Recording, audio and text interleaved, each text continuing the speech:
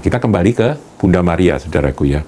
Dia berserah penuh, penyerahan total pada kehendak Tuhan. 2, siap menanggung risiko diceraikan oleh tunangannya, dipermalukan, bahkan bisa-bisa dirajam, dihukum mati. Dia mempertaruhkan segalanya, reputasi, bahkan nyawanya. Bahkan juga kebahagiaan, saudaraku, kebahagiaannya dia dengan sang tunangan yang dia kasihi, itu resiko, saudara. Dia lepaskan. Hanya karena apa? Mau taat pada kehendak Tuhan. Shalom Bapak Ibu saudari terkasih, sidang jemaat yang berbahagia. Saudaraku, kali ini saya akan melanjutkan masih tema-tema Natal, ya, seputar kelahiran dari Sang Juru Selamat yang kita peringati hari-hari ini. Saudara, kali ini kita akan mengamati atau mempelajari, ya, kita mengekspos tentang tokoh-tokoh seputar Natal. Nah, yang pertama adalah yang terpenting, ya saudaraku ya. Ya semua penting, saudaraku. Tapi ini saya taruh nomor 1 karena dia sangat berperan dalam kelahiran Sang Juru Selamat di atas muka bumi lebih dari 2000 tahun yang lalu. Siapa? Bunda Maria. Saudaraku, Bunda Maria itu adalah seorang wanita yang dipilih oleh Allah untuk menjadi ibu dari Sang Mesias. Tentunya sebagai seorang yang dipilih menjadi ibu dari Sang Juru Selamat, ini pasti dia bukan orang sembarangan. Dia pasti seorang yang hidupnya kudus, seorang yang takut akan Tuhan, seorang yang penuh dengan penyerahan diri kepada Tuhan. Nah, saudaraku, kita lihat di dalam Lukas 1 ayat yang ke-30 sampai 35. Lukas 1 ayat 30 dan 35. Nah, ini kita lihat, saudara ya, dari ayat yang ke-34 ya. Bunyinya demikian. Kata Maria kepada malaikat itu, bagaimana hal itu mungkin terjadi karena aku belum bersuami? Ketika dia menerima pesan dari Gabriel bahwa dia akan mengandung, dia langsung menjawab, aku ini masih gadis, masih perawan. Memang aku sudah bertunangan, tapi aku belum menikah. Bagaimana hal itu mungkin terjadi karena aku belum bersuami? Kok bisa hamil dan mengandung dan nanti akan melahirkan seorang yang akan menjadi juru selamat dunia? Jawab malaikat itu kepadanya, Roh Kudus akan turun atasmu dan kuasa Allah yang Maha Tinggi akan menaungi engkau. Sebab itu anak yang akan kau lahirkan itu akan disebut kudus, anak Allah. Roh Kudus akan turun atasmu dan kuasa Allah yang Maha Tinggi.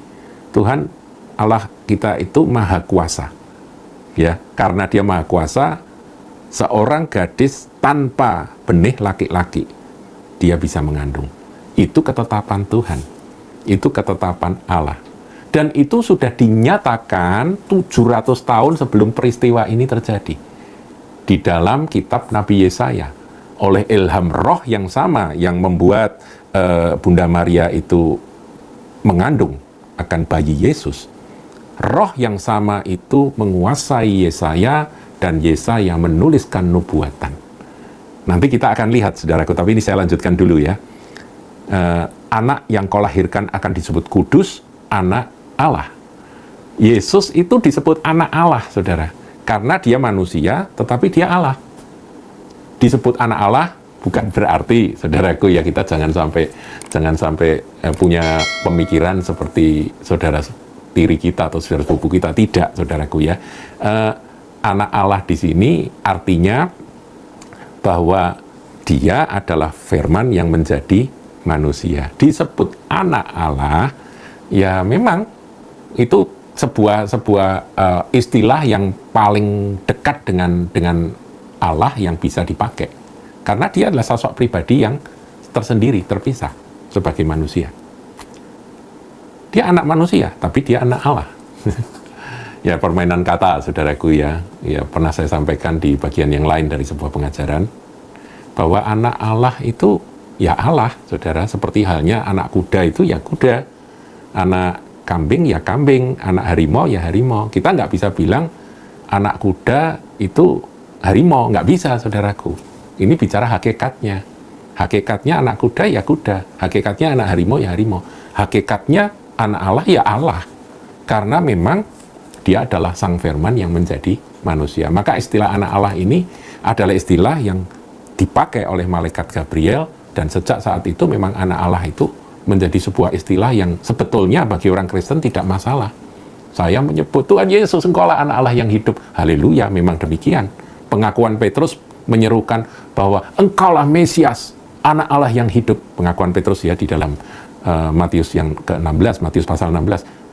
Itu memang demikian, saudaraku.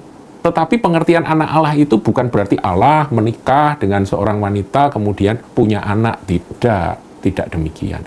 Dia keluar dari Bapa. Makanya dia disebut anak Allah. Dan dia mengajari kita, umat yang percaya dan menjadi milik kepunyaannya, untuk memanggil dia sebagai Bapa. Nah, itulah sedikit seputar istilah anak Allah. Jadi saudara jangan dibingungkan ya, Allah kok punya anak, oh gitu ya. Memang dia anak Allah karena dia keluar dan datang dari Bapa. Ya seperti itu saudara, anak Bandung gitu, itu kan keluar dan datangnya dari Bandung gitu ya. Ya itu cuma penjelasan saja. Nah, dan sesungguhnya Elisabeth sanakmu itu pun sedang mengandung seorang anak laki-laki pada hari tuanya, dan inilah bulan yang ke-6 bagi dia yang disebut mandul itu. Ayat yang ke-37, sebab bagi Allah tidak ada yang mustahil. Kata Maria, sesungguhnya aku ini adalah hamba Tuhan. Ini satu poin yang luar biasa yang kita bisa pelajari, bisa kita teladani dari Bunda Maria. Ketika itu Maria sebagai seorang gadis yang belum melakukan hubungan sebadan dengan siapapun juga, termasuk dengan tunangannya, itu dia berkata, sesungguhnya aku ini adalah hamba Tuhan. Jadilah padaku menurut perkataanmu itu. Lalu malaikat itu meninggalkan dia. Maria menerima ketetapan Allah. Aku ini hamba Tuhan. Jadi kalau Tuhan menghendaki aku harus hamil, meskipun belum bersuami, jadilah. Saudara tahu ada risikonya besar sekali. Sebagai seorang Yahudi, risikonya, wow, dia bisa dikucilkan, bahkan bisa mungkin diberlakukan hukum rajam karena dia dianggap berzina. Itu saudaraku, risiko yang besar. Jadi tokoh-tokoh seputar Natal yang pertama yang saya sebutkan adalah Bunda Maria, seorang wanita yang ketaatannya begitu luar biasa kepada Tuhan, sehingga dia siap menanggung risiko seburuk apapun juga. Dia memang sudah hampir loh saudaraku, hampir kena risikonya atau menanggung risikonya, yaitu apa? Hampir diceraikan oleh tunangannya, yaitu Yusuf. Yusuf begitu tahu hamil, waduh, langsung diam-diam mau menceraikan. Jadi mau memutuskan akan tali pertunangan itu. Tapi Roh Kudus berbicara kepada dia. Jangan ceraikan dia. Karena anak yang ada dalam kandungannya itu berasal dari Roh Kudus. Nah, saudaraku, ini yang luar biasa dari tokoh-tokoh seputar Natal.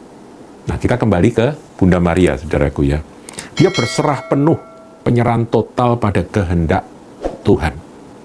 2, siap menanggung risiko diceraikan oleh tunangannya, dipermalukan, bahkan bisa-bisa dirajam, dihukum mati. Dia mempertaruhkan segalanya, reputasi, bahkan nyawanya. Bahkan juga kebahagiaan, saudaraku, kebahagiaannya dia dengan sang tunangan yang dia kasihi, itu resiko, saudara. Dia lepaskan. Hanya karena apa? Mau taat pada kehendak Tuhan. Dia rela mengalami perubahan-perubahan yang total tentang hari esoknya. Jadi hari esok atau angan-angan dari seorang Maria, gadis yang bernama Maria, itu kita nggak tahu. Dia punya angan-angan begini begitu, putus, saudara, udah berubah total. Dia harus menjadi seorang ibu dari Sang Mesias.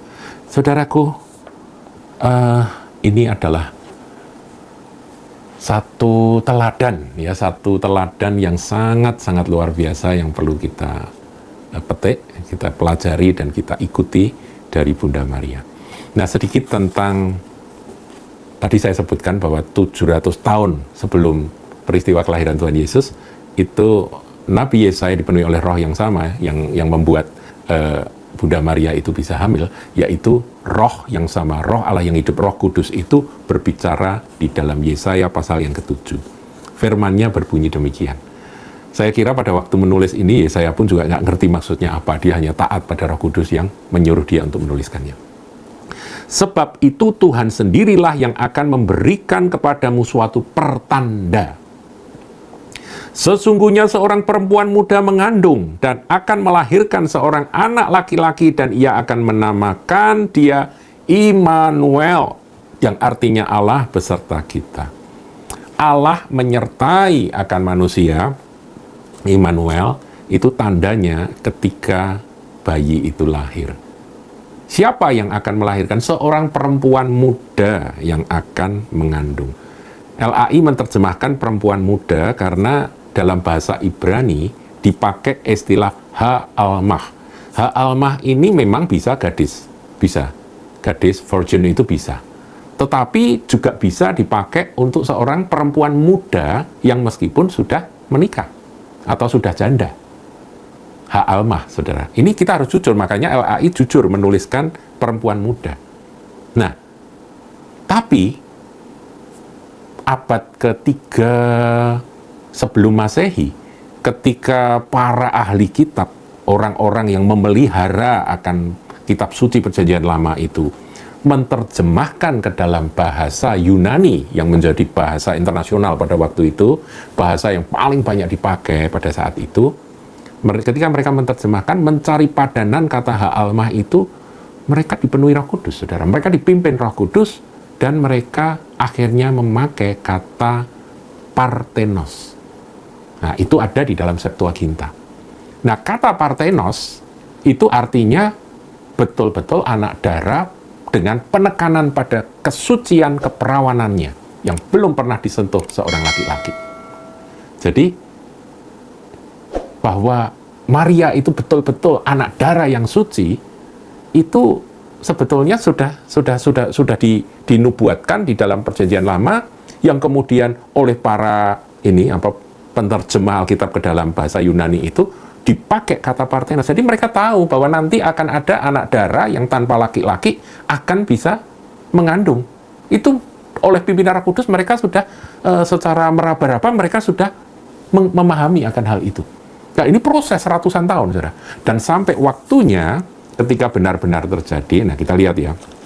Kita lihat di dalam Matius, saudaraku, ya, Injil Matius. Matius 1 ayatnya yang ke-23 diulang apa yang tertulis di dalam Yesaya pasal 7 tadi, diulang lagi. Sesungguhnya anak darah itu akan mengandung dan melahirkan seorang anak laki-laki dan mereka akan menamakan dia Immanuel, yang berarti Allah menyertai kita, Allah beserta kita. Nah, kata anak darah itu ya karena ini dipakai bahasa Yunani, ya langsung copy saja dari Septuaginta, yaitu parthenos, yang artinya anak darah yang suci. Klop, saudaraku. Firman Tuhan ini ratusan tahun, ribuan tahun, tapi penulisnya itu meskipun manusia yang berbeda-beda dan zaman yang berbeda-beda, tapi di balik itu ada roh yang satu, roh Allah yang hidup, Roh Kudus, roh yang luar biasa yang memberikan benang merah yang tak terputuskan dan bisa dibuktikan bahwa memang ini adalah benar adanya. Yesus pun lahir dari seorang perempuan yang adalah seorang perawan bernama Bunda Maria.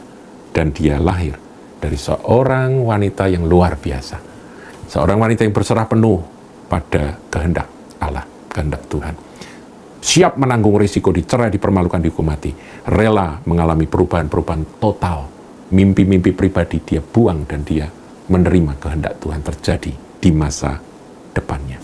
Itulah salah satu tokoh yang ada di dalam peristiwa kelahiran Tuhan Yesus, Bunda Maria.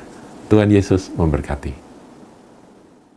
Jangan lupa like, comment, share, dan subscribe channel GKBK Hal Semarang.